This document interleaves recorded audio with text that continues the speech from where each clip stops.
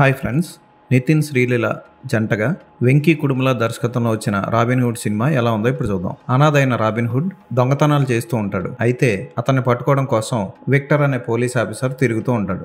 ఇవన్నీ కాదని John snow నడుపుతున్న సెక్యూరిటీ ఏజెన్సీలో జాయిన్ అయి ఆస్ట్రేలియాలో సెటిల్ అయిన ఇండియన్ ఫార్మా కంపెనీ అధినేత కూతురు నీరా వాసుదేవ్కి సెక్యూరిటీ ఇవ్వడం కోసం కాంట్రాక్ట్ తీసుకుంటారు రాబిన్ హుడ్, జాన్ స్నో. ఆ తర్వాత వీళ్ళిద్దరూ రుద్రకొండ అనే ఏజెన్సీ ప్రాంతానికి నీరా వాసుదేవ్ని తీసుకెళ్తారు.